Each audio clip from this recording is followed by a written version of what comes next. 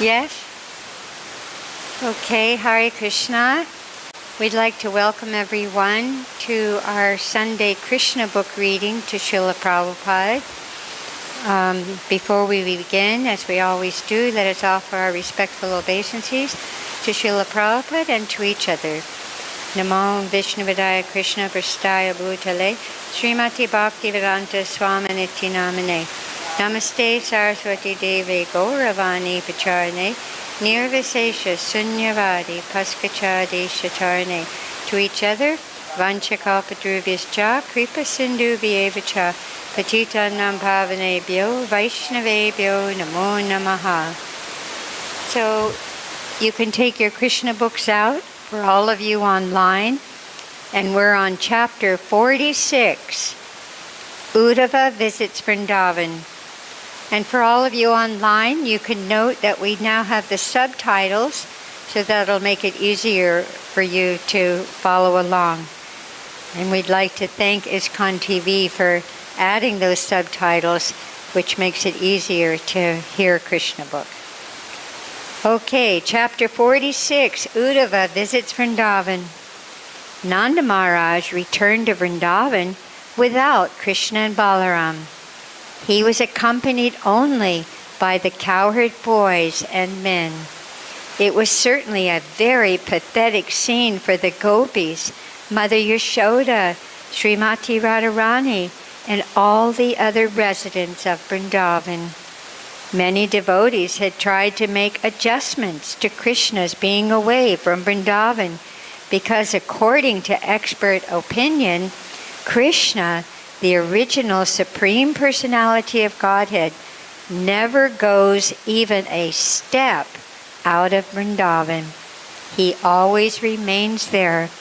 The explanation of expert devotees is that Krishna was actually not absent from Vrindavan. He came back with Nanda Maharaj as promised.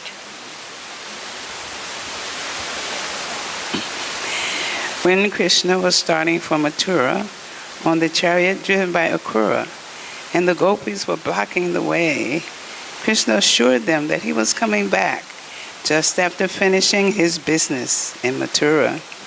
He told them not to be overwhelmed, and in this way pacified them. But when he failed to come back with Nanda Maharaj, it appeared that he either cheated them or could not keep his promise. Expert devotees, however, have decided that Krishna was neither a cheater nor a breaker of promises. Krishna, in his original identity, returned with Nanda Maharaj and stayed with the gopis and Mother Yashoda in his Baba expansion. Krishna and Balaram remained in Mathura, not in their original forms, but in their expansions as Vasudeva and Sankarshan.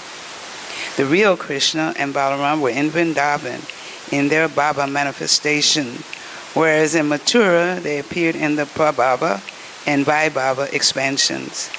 This is the expert opinion of advanced devotees of Krishna. Externally, however, they were absent from Vrindavan. Therefore, when Nanda Maharaj was preparing to return to Vrindavan, there was some discussion between him and the boys concerning how they could live in separation. The conclusion to separate was reached by mutual agreement.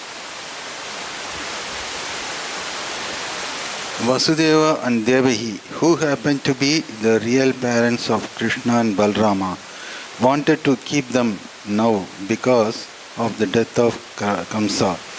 While Kamsa was alive, Krishna and Balarama were kept under the protection of Nanda Maharaja in Vrindavana.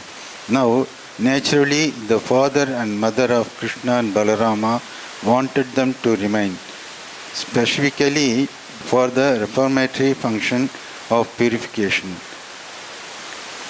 The sacred thread ceremony. They also wanted to give them a proper education, for this is the duty of the father.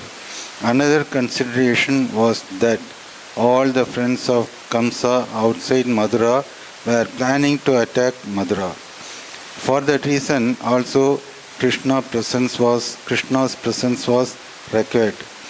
Krishna did not want Vrindavana disturbed by enemies like Dandavakra and Jarasandha. If Krishna were to go to Vrindavana, these enemies would not only attack Mathura, but would go on to Vrindavana, and the peaceful inhabitants of Vrindavana would be disturbed. Krishna therefore decided to remain in Mathura, and Nanda Maharaja went back to Vrindavana. Although the inhabitants of Vrindavana felt separation from Krishna, the resulting ecstasy, bhava, caused them to perceive that Krishna was always present with them by his leela or pastimes. Since Krishna had departed from Vrindavan and gone to Mathura, the inhabitants of Vrindavan, especially Mother Yashoda, Nanda Maharaj, Srimati Radharani, the gopis and the cowherd boys, were simply thinking of Krishna at every step. They were thinking, here Krishna was playing in this way, here Krishna was blowing his flute, Krishna was joking with us in this way, and Krishna was embracing us like this. This is called Leela Samaram, and it is the process of association with Krishna, most recommended by great devotees. Even Lord Chaitanya, when he was at Puri, enjoyed Leela Samaran, association with Krishna. Those in the most excellent position of devotional service and etc. can live with Krishna, always by remembering his pastime. Srila Vishwanath Chakravarti Thakur has given us a transcendental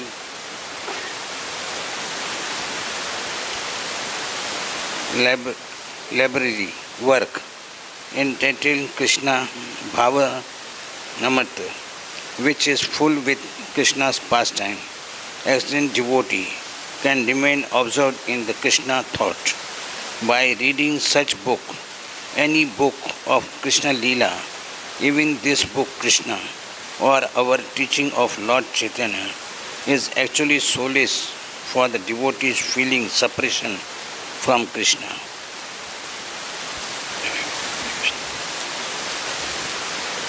That Krishna and Balram did not return to Vrindavan can be adjusted as follows. They did not break their promise to return to Vrindavan, nor were they absent, but their presence was necessary in Mathura. In the meantime, Uddhava, a cousin brother of Krishna's, came to see Krishna from Dwarika. He was the son of Vasudeva's brother and was almost the same age as Krishna. His bodily features resembled Krishna's almost exactly. After Krishna returned from his teacher's home, he was pleased to see Uddhava, who happened to be his dearmost friend. Krishna wanted to send him to Vrindavan with a message to the residents to pacify their deep feeling of separation.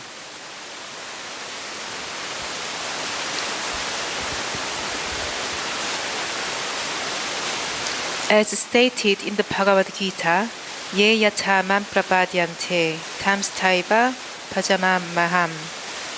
Krishna is very responsive, responds in proportion to the devotee's advancement in devotional service.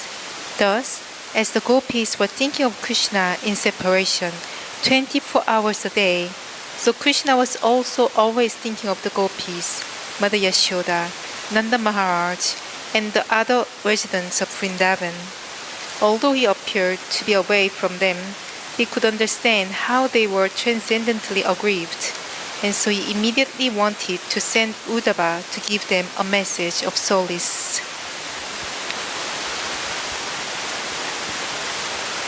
We have to hold the microphone very close and speak loudly so that the subtitles will pick up our words. Uddhava is described as the most exalted personality in the Vishnu dynasty, being almost equal to Krishna. He was a great friend of Krishna's, and being the direct student of Brihaspati, the teacher and priest of the heavenly planets, he was very intelligent and sharp in decision. Intellectually, he was highly qualified. Krishna, being his very loving friend, wanted to send him to Vrindavan just to study the highly elevated ecstatic devotional service practiced there. Even if one is highly elevated in material education and is even the disciple of Brihaspati, he still has to learn from the gopis and the other residents of Vrindavan how to love Krishna to the highest degree. It was Krishna's special favor to Uddhava to send him to Vrindavan with a message for the residents there, which was meant to pacify them. Lord Krishna is also named Hari, which means one who takes away all distress from the surrendered souls. Lord Chaitanya states that there cannot at any time be a worship as exalted as that realized by the gopis. Being very anxious about the gopis' grief, Krishna talked with Uddhava and politely requested him to go to Vrindavan. Shaking Uddhava's hand with his own hands, he said, "My dear gentle friend Uddhava, please go immediately to Vrindavan and try to pacify my father and mother, Nanda Maharaj and Yashoda Devi and the gopis. They are grief-stricken as if suffering from great ailments. Go and give them a message. I hope their ailments will be partially relieved. The gopis are always absorbed in thoughts of me. They have dedicated body, desire, life, and soul to me. I'm anxious not only for the gopis, but for anyone who sacrifices society, friendship, love, and personal comfort for me. It is my duty to protect such exalted devotees. The gopis are the most dear. They always think of me in such a way that they remain overwhelmed and almost dead in anxiety due to separation from me. They are keeping alive simply by thinking that I am returning to them very soon." Requested by Lord Krishna, Uddhava immediately left on his chariot and carried the message to Gokula. He approached Vrindavana at sunset, when the cows were returning home from the posturing around. Uddhava and his chariot were covered by the dust raised by the hooves of the cows. He saw bulls running after cows for mating. Other cows with oval-laden milk bags were running after their calves to feed them with milk. Uddhava saw that the entire land of Vrindavana was filled with white cows and their calves, running here and there all over Gokula, and he could hear the sound of milking. Every residential house in Vrindavana was decorated for the worship of the sun god and the fire god, and for the reception of guests, cows, brahmanas, and demigods. Every home was sanctified by lights and incense. All over Vrindavana there were nice gardens filled with flowers and sounds of humming bees and singing birds. The lakes were filled with lotus flowers and with ducks and swans.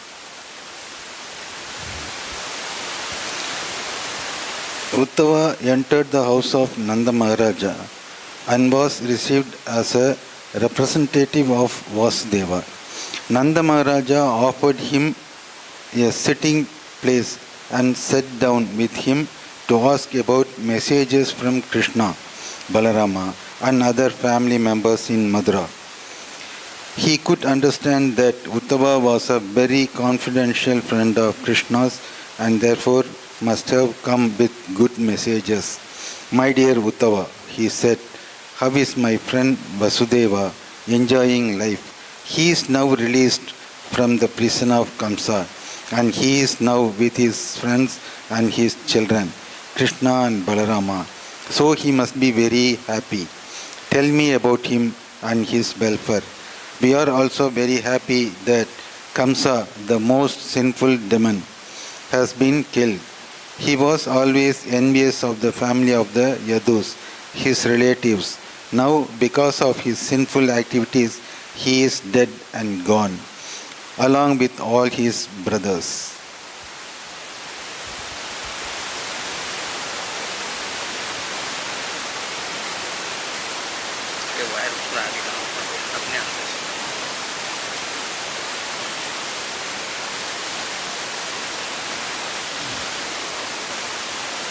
Please let us know where.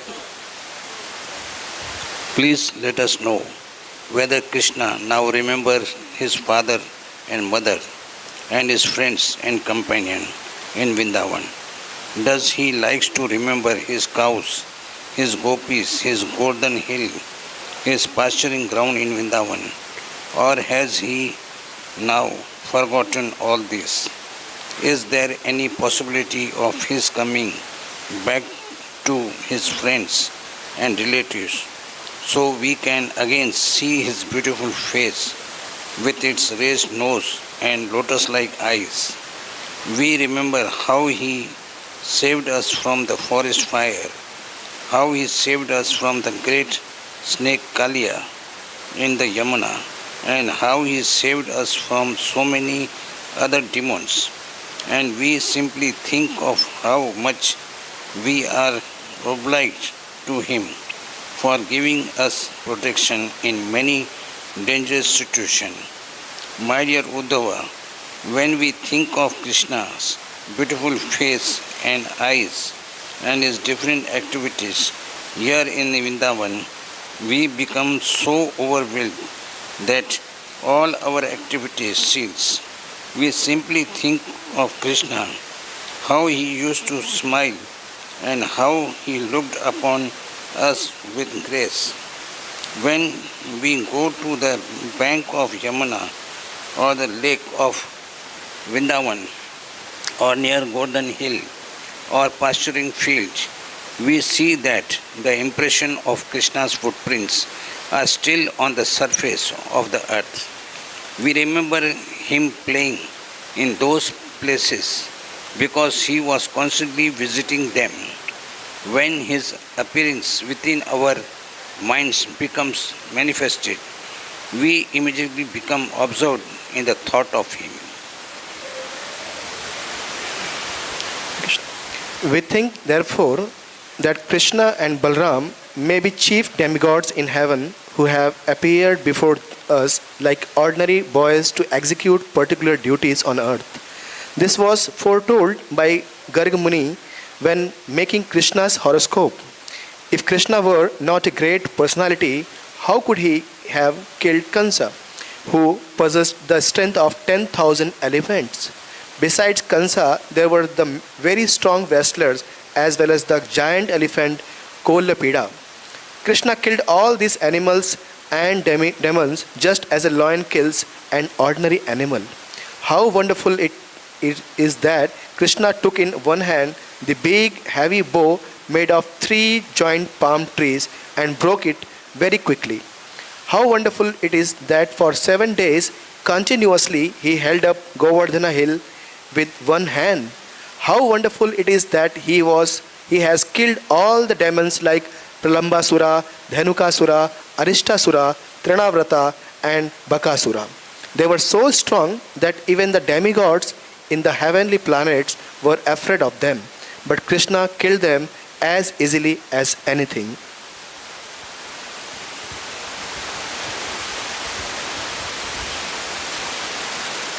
While describing the uncommon activities of Krishna before Uddhava, Nanda Maharaj gradually became overwhelmed and could no longer speak. As for Mother Yashoda, she sat by the side of her husband and heard the pastimes of Krishna without speaking. She simply cried incessantly, and milk poured from her breasts. When Uddhava saw Maharaj Nanda and Yashoda so extraordinarily overwhelmed with thoughts of Krishna, the Supreme Personality of Godhead, and when he experienced their extraordinary affection for him, he also became overwhelmed and spoke as follows. My dear Mother Yashoda and Nanda Maharaj, you are most respectable among human beings because no one but you can meditate in such transcendental ecstasy. Everybody's always crying. Uddhava continued, Balaram and Krishna are the original personalities of Godhead, from whom the cosmic manifestation emanates. They are chief among all personalities. Each of them is both the material and the efficient cause of this material creation. Material nature is conducted by the Purusha incarnations, who all act under Krishna and Balaram. By their partial representation, they enter the hearts of all living entities.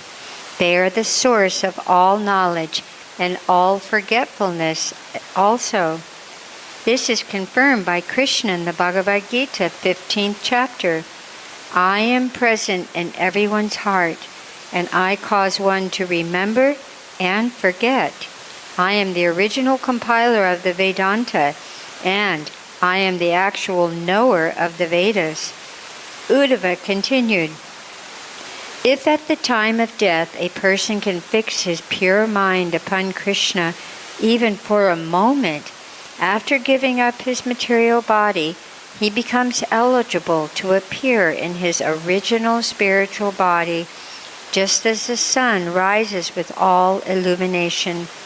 Passing from his life in this way, he immediately enters into the spiritual kingdom, Vaikuntha. This is the result of Krishna conscious practice. If we practice Krishna consciousness in this present body, while in a healthy condition and in good mind, simply by chanting the holy Mahamantra Hare Krishna, we will have every possibility of fixing the mind upon Krishna at the time of death. If we do this, then our lives become successful without any doubt.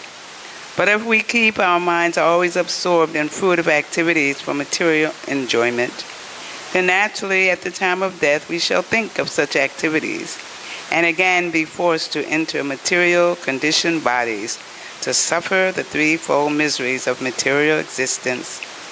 Therefore, to remain always absorbed in Krishna consciousness was the standard of the inhabitants of Vrindavan, as exhibited by Maharaj Nanda, Yashoda, and the gopis. If we can simply follow in their footsteps, even to a minute proportion, our lives will surely become successful, and we shall enter the spiritual kingdom, Vaikuntha.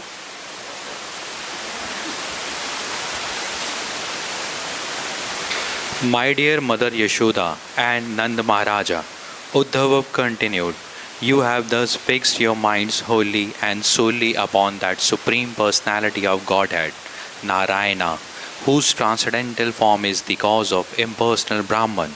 The Brahman effulgence is only the bodily rays of Narayana, and because you are always absorbed in ecstatic thought of Krishna and Balarama, what pious activity remains for you to perform? I have brought a message from Krishna that he will very soon come back to Vrindavana and satisfy you by his personal presence. Krishna promised that he would come back to Vrindavan after finishing his business in Mathura. This promise he will surely fulfill. I therefore request the two of you who are the best among all, who are fortunate not to be aggrieved on account of Krishna's absence.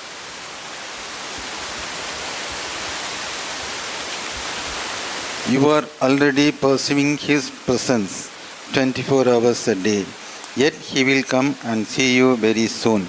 Actually, he is present everywhere and everyone's heart, just as fire is present in wood.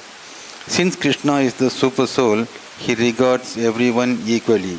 He sees no one as his enemy, no one as his friend, and no one as lower or higher than him. He actually has no father, mother, brother or relative, nor does he require society, friendship and love. He does not have a material body like us. He never appears or takes birth like an ordinary human being. He does not appear in higher or lower species of life like ordinary living entities who are forced to take birth on account of their previous fruitive activities. He appears by his internal potency just to give protection to his devotees. He is never influenced by the modes of material nature. But when he appears within this material world, he seems to act like an ordinary living entity under the spell of the mode of material nature. But in fact, he is the overseer of this material creation, and while remaining unaffected by the material modes of nature, he creates, maintains, and dissolves the whole cosmic manifestation. We wrongly look upon Krishna and Balarama as ordinary human beings, just as whirling men see the whole world whirling around them. The personality of Godhead is no one's son. He is actually everyone's father, mother, and supreme controller. There is no doubt of this. Whatever is already being experienced, whatever is not being experienced, whatever already exists, does not exist or will exist in the future. Whatever is the smallest and whatever is the biggest have no existence outside the Supreme Personality of Godhead. Everything rests in Him, but He is the untouched by everything manifested.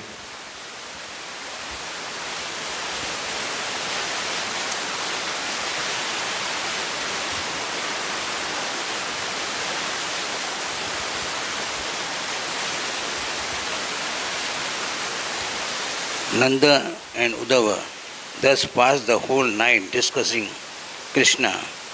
In the morning, the gopis prepared for morning arati by lighting their lamps and sprinkling butter mixed with yogurt. After finishing their Mangala Arati, they engaged themselves in churning butter from yogurt. While the gopis were thus engaged in the lamp reflected on their ornaments, made the ornaments little brighter. Their churning rods, their arms, their earring, their bangles, their breasts, everything moved, and kumkum powder gave their face a saffron luster comparable to the rising sun. While making sounds by churning, they also sang the glories of Krishna. The two sounds, vibration, mixed together, ascended to the sky and sanctified the whole atmosphere. After sunrise, the gopis came as usual to offer their respects to Nanda Maharaj and Yasoda. But when they saw the golden chariot of Uddhava at the door, they began to inquire among themselves what was the chariot and whom did it belong to. Some of them inquired whether Akrura, who had taken away Krishna, had returned. They were not very much pleased with Akrura because, being engaged in service of Krishna, Kansa, he had taken lotus-eyed Krishna away to the city of Mathura. All the gopis conjectured that Akrura might have come again to fulfill another cruel plan.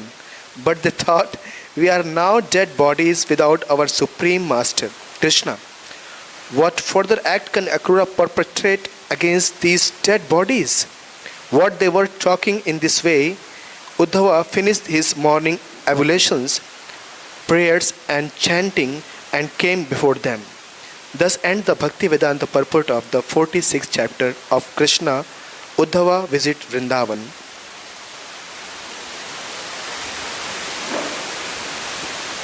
Chapter 47. Delivery of the message of Krishna to the gopis. When the gopis saw Uddhava, they observed that his features almost exactly resembled those of Krishna, and they could understand that he was a great devotee of Krishna's. His arms were very long, and his eyes were just like the petals of the lotus flower. He was dressed in yellow garments and wore a garland of lotus flowers. His face was very beautiful. having achieved the liberation of Sarupya, and thus having the same bodily features as the Lord. Uddhava looked almost like Krishna. In Krishna's absence, the gopis had been coming dutifully to visit Mother Yashoda's house early in the morning. They knew that Nanda Maharaj and Mother Yashoda were always grief-stricken, and they had made it their first duty to come and pay their respects to the most exalted elder personalities of Vrindavan. Seeing the friends of Krishna, Nanda and Yashoda would remember Krishna himself and be satisfied, and the gopis also would be pleased by seeing Nanda and Yashoda. When the gopis saw that Uddhava was representing Krishna even in his bodily features, they thought he must be a soul completely surrendered unto the Supreme Personality of Godhead. They began to contemplate, who is this boy who looks just like Krishna?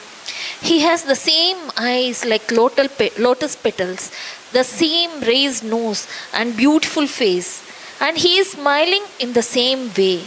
In all respects, he resembles Krishna Shyamasundara, the beautiful blackish boy. He is even dressed exactly like Krishna. Where has this boy come from? Who is the fortunate girl who has him for her husband? Thus they talked among themselves. They were very anxious to know about him. And because they were simple, unsophisticated village girls, they surrounded Uddhava.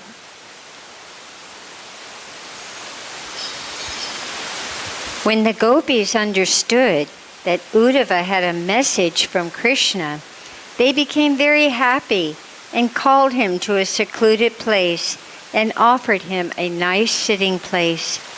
They wanted to talk with him very freely and did not want to be embarrassed before unknown persons. They welcomed him with polite words in great submissiveness. We know that you are a most confidential associate of Krishna, and that he has therefore sent you to Vrindavan to give solace to his father and mother. We can understand that family affection is very strong. Even great sages who have taken to the renounced order of life cannot give up family affection cent per cent.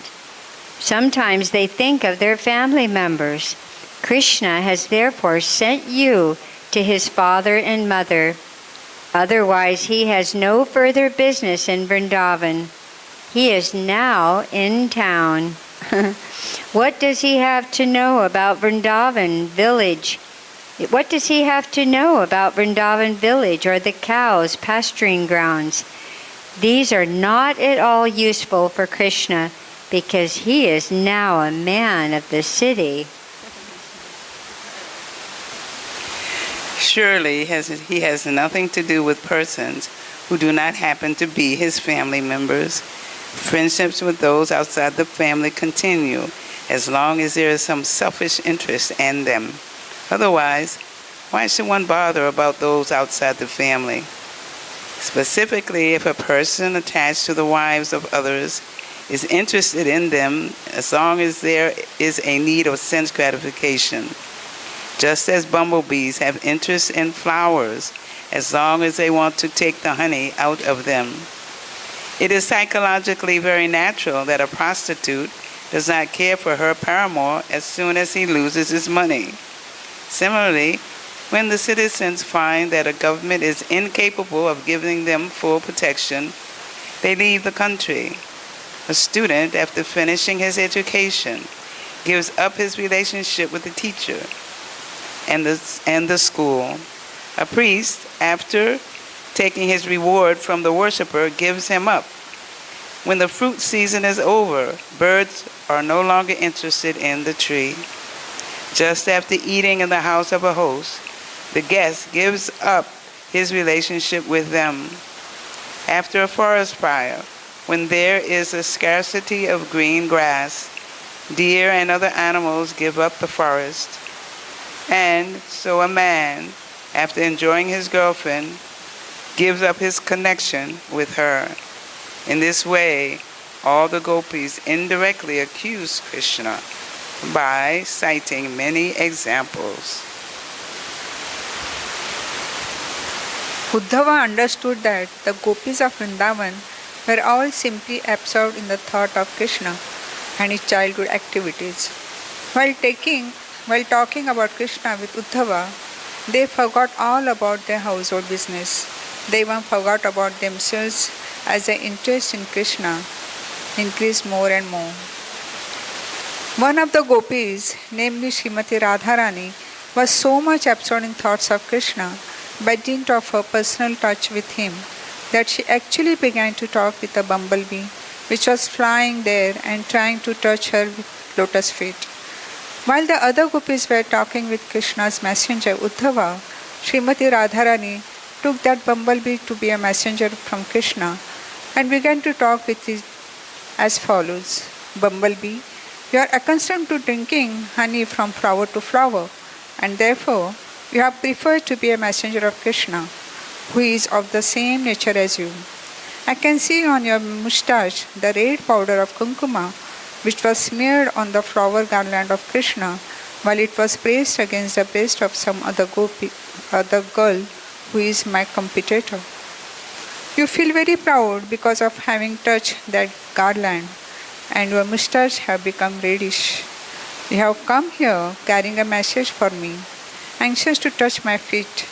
But my dear bumblebee, let me warn you, don't touch me. I don't want any message from your unreliable master. You are the unreliable servant of an unreliable master. It may be that Srimati Radharani purposely addressed the bumblebee sarcastically in order to indirectly criticize the messenger Uddhava. Like the other gopis, Srimati Radharani saw that Uddhava's bodily features resembled Krishna's, but she also saw Uddhava as being equal to Krishna. Indirectly, therefore, she indicated that Uddhava was as unreliable as Krishna himself. Srimati Radharani wanted to give specific reasons why she was dissatisfied with Krishna and his messenger.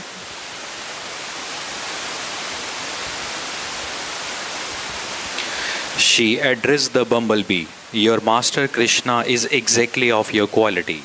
You sit down on a flower, and after tasting a little honey, you immediately fly away and sit on another flower and taste. Similarly, once did your master Krishna give me the chance to taste the touch of his lips, and then he left me altogether. I know also that the goddess of fortune, Lakshmi, who is always in the midst of the lotus flower, is constantly engaged in Krishna's service. But I do not know how she has become so captivated by Krishna and why she is so much attached to Krishna, although she knows his actual character. Maybe she is so much captivated by Krishna's sweet words that she cannot understand his real character. As far as we are concerned, we are more intelligent than the goddess of fortune. We are not going to be cheated anymore by Krishna or his messengers. According to expert opinion, Lakshmi, the goddess of fortune, is a subordinate expansion of Srimati Radharani. As Krishna has numerous expansions of Vishnu Murtis, so his pleasure potency Radharani also has innumerable expansions of goddess of fortune. Therefore, the goddess of fortune, Lakshmi ji, is always eager to be elevated to the position of the gopis. Srimati Radharani continued, You foolish bumblebee, you are trying to satisfy me and get a reward by singing the glories of Krishna, but it is a useless attempt. We gopis are bereft of all our position.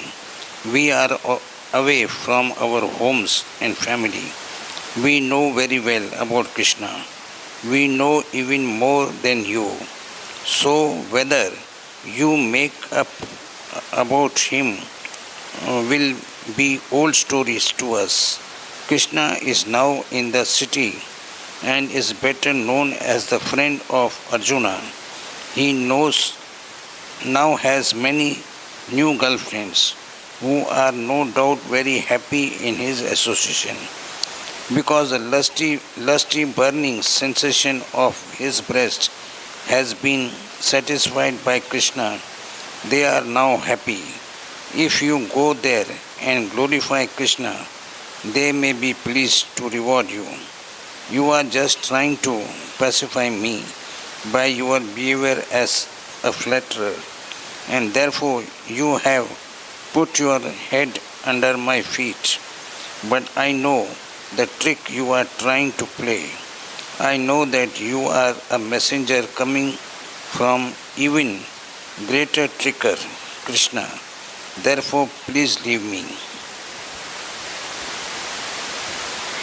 I can understand you are expert in uniting two opposite parties, but at the same time you must know that I cannot place my reliance upon you, nor upon the Master Krishna.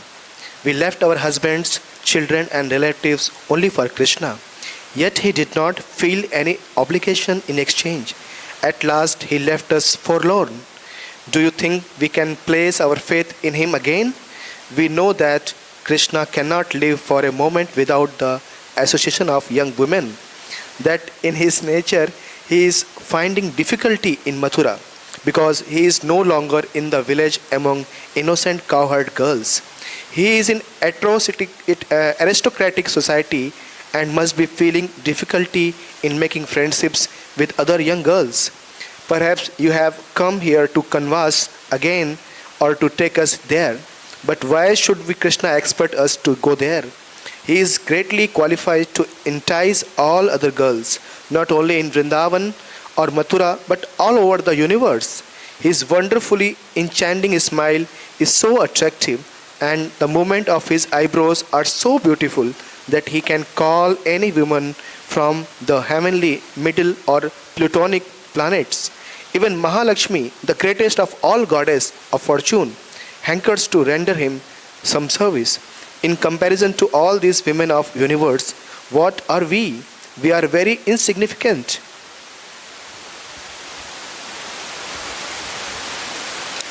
Krishna advertises himself as magnanimous, and he is praised by great saints. His qualifications would be perfectly utilized if he would only show us some mercy, for we are so much downtrodden and neglected by him. You poor messenger, you are only a less intelligent servant. You do not know much about Krishna. How ungrateful and hard-hearted he has been, not only in his life, but in his previous lives also. We have all heard this from our grandmother, Purnamasi. She has informed us that Krishna was born in a Kshatriya family previous to his birth and was known as Ramachandra. In that verse, instead of killing Vali, an enemy of his friend, in the manner of a Kshatriya, he killed him just like a hunter. A hunter takes a secure hiding place and then kills an animal without facing it. So Lord Ramachandra, as a Kshatriya, should have fought with Vali face to face. But instigated by his friend, he killed him from behind a tree. Thus he deviated from the religious principles of Kshatriya. Also, he was so attracted by the beauty of Sita that he converted Surpanakha, the sister of Ravana, into an ugly woman by cutting off her nose and ears. Surpanakha proposed an intimate relationship with him, and as a Kshatriya, he should have satisfied her. But he was so hand-packed that he could not forget Sita Devi and converted Surpanakha into an ugly woman. Before that birth as a Kshatriya, he took his birth as a Brahmana boy known as Vamanadev and asked charity from Bali Maharaj. Bali Maharaj was so magnanimous that he gave him whatever he had. Yet Krishna, as Vamanadev, ungratefully arrested him just like a crow and pushed him down to the Patala kingdom. We know all about Krishna and how ungrateful he is. But here is the difficulty.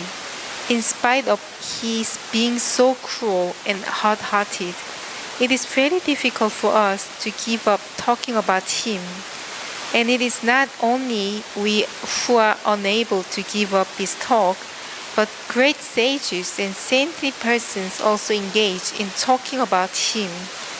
We gopis of Vrindavan do not want to make any more friendships with this blackish boy, but we do not know how we shall be able to give up remembering and talking about his activities. Since Krishna is absolute, his so-called unkind activities are as relishable as his kind activities.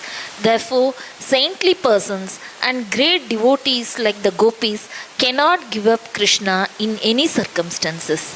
Lord Chaitanya therefore prayed, Krishna, you are free and independent in all respects. You can either embrace me or crush me under your feet, whatever you like. You may make me broken-hearted by not letting me see you throughout my whole life, but you are my only object of love. In my opinion, Srimati Radharani continued, no one should hear about Krishna because as soon as a drop of the nectar of his transcendental activities is poured into the ear, one immediately rises above the duality of attraction and rejection. Being completely freed from the contamination of material attachment, one gives up attachment for this material world, including family, home, wife, children, and everything else materially dear to every person. Being deprived of all material acquisitions, one makes his relatives and himself unhappy.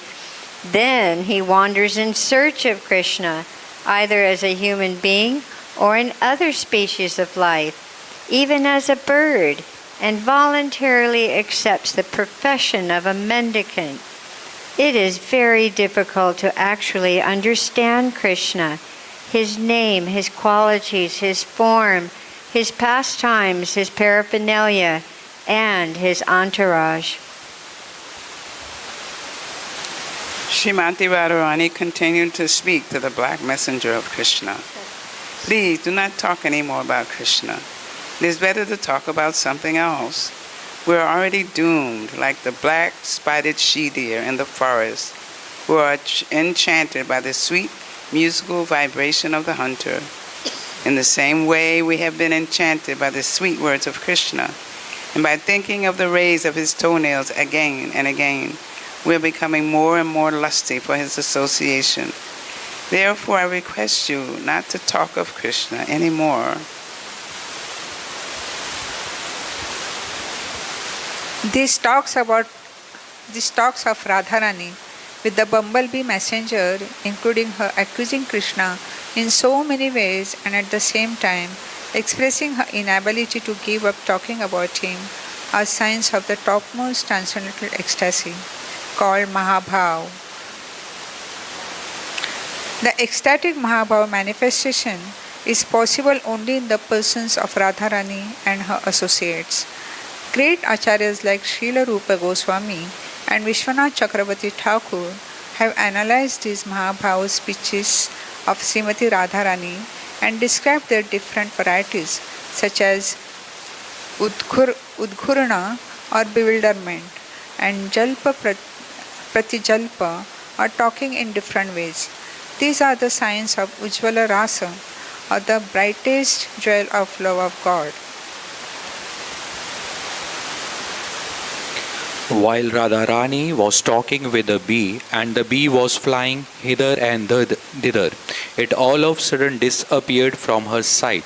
She was in full mourning due to separation from Krishna and felt ecstasy by talking with the bee. But as soon as the bee disappeared, she became almost mad, thinking that the messenger bee might have returned to Krishna to inform him all about her talking against him.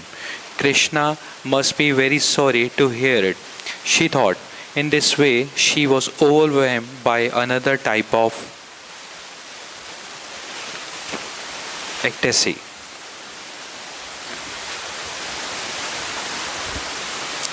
In the meantime, the bee, flying hither and thither, appeared before her again. She thought, Krishna is still kind to me, in spite of the messengers carrying disruptive messages. He is so kind that he has again sent the bee to take me to him. Srimati Radharani was very careful this time not to say anything against Krishna. My dear friend, I welcome you, she said. Krishna is so kind that he has again sent you. Krishna is so kind and affectionate to me that he has fortunately sent you back, in spite of your carrying my message against him. All good fortune to you, my dear friend. Now you may ask from me whatever you want. I shall give you anything because you are so kind to me. You have come to take me to Krishna because he is not able to come here, being surrounded by new girlfriends in Mathura. But you are a tiny creature. How can you take me there? How will you be able to help me meet Krishna while he is taking rest there with the goddess of fortune and embracing her to his chest? Never mind, let us forget all these things about my going there or sending you. Please let me know how Krishna is faring in Mathura. Tell me if he remembers his foster father Nanda Maharaja, his affectionate mother Yasoda, his cowherd friends and his poor friends like us, the gopis. I am sure he must sometimes sing about us who served him just like maid servants without any payment. Is there any possibility that Krishna will come back and place his Guru-centered hand on our heads? Please put all these inquiries to Krishna. Uddhava was standing near and he heard Radharani talking in this way, as if she had become almost mad for Krishna. He was extremely surprised at how the gopis were accustomed to thinking of Krishna constantly. In that topmost anxiety of Mahabhav love, he had brought a message in writing from Krishna, and now he wanted to present it before gopis, just to pacify them. He said, My dear gopis, your mission of human life is now successful. You are all wonderful devotees of the Supreme Personality of Godhead. Therefore, you are eager to be worshipped by all kinds of people. You are worshipable throughout the three worlds because your mind are wonderful, absorbed in thought of Vasudeva, Krishna. He is the goal of all pious activities and rituals performed, such as giving, charity, following the austerity of vow, undergoing severe penance, and indicating the fire of sacrifice. He is the purpose behind chanting different mantras, reading the Vedas, controlling the sense and concentrating the mind in meditation. These are some of the many different processes for self-realization and attainment of perfection of life. But actually, they are meant only for realizing Krishna and devoting oneself in transcendental loving service of the Supreme Personality of Godhead. This is the last instruction of Bhagavad Gita. Also, although there are descriptions of different process of self-realization. At the end, Krishna recommended that one give up everything and simply surrender unto him. All other processes are meant for teaching one how to surrender ultimately unto the lotus feet of Krishna. The Bhagavad Gita also says that this surrendering process is completed by sincere person after executing the process of self-realization in wisdom and austerity for many births. Since the perfection of such austerity was completely manifested in the lives of gopis, Uddhava was fully satisfied upon seeing their transcendental position. He continued, "My dear gopis, the mentality you have developed in relationship with Krishna is very, very difficult to attain, even for the great sages and saintly persons. You have attained the highest perfectional stage of life. It is a great boon for you that you have fixed your minds upon Krishna and have decided to have Krishna only, giving up your family, homes, relatives, husbands, and children for the sake of Supreme Personality. Because your minds are how fully absorbed in Krishna, the Supreme Soul, universal love has automatically developed in you. I think myself very fortunate that I have favored by your grace to see you in this situation."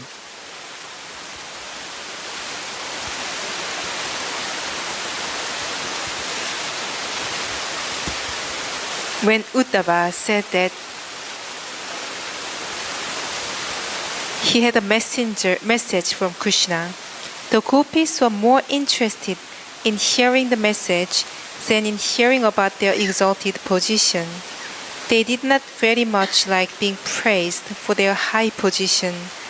They showed their anxiety to hear the message Uddhava had brought from Krishna.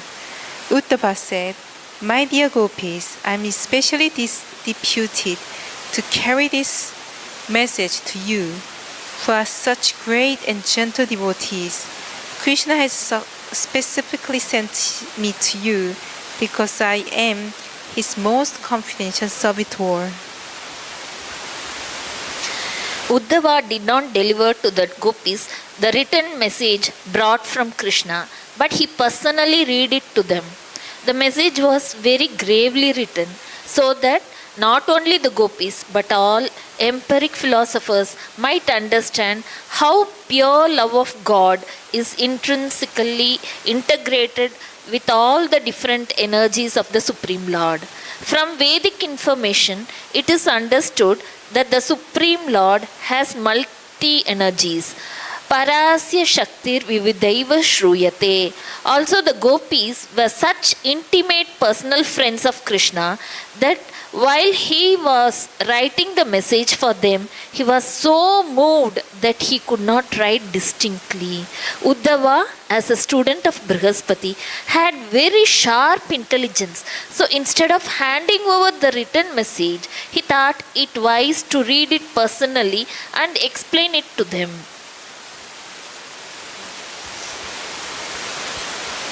So we'll conclude with this final message from Uddhava. Uddhava continued, "These are the words of the personality of Godhead. My dear gopis, my dear friends, please know that separation between ourselves is impossible at any time, at any place, or under any circumstances, because I am all-pervading." So this chapter 47, delivery of the message of Krishna to the gopis, is very long. So we'll continue next week for our Krishna book reading to Srila Prabhupada. We'd like to thank you, Srila Prabhupada, for allowing us to come into your sacred darshan room, read Krishna book to you. Let us offer our respectful obeisances to Srila Prabhupada and to each other. Namo Vishnuvedaya Krishna Prasthaya Bhutale Srimati Bhaktivedanta Swami Nitya Namane Namaste Saraswati Deve Gauravani Vacharane Nirvisesha Sunyavadi Paskachade Satarane. And to each other, Panchakalpadrubhyascha Kripa Sindhu Bevacha Patitanam Pavanebhyo Vaishnavebhyo Namo Namaha. Jai Krishna Book, Jai Srila Prabhupada, Jai assembled devotees. Hare Krishna. Jai Kartik, sorry.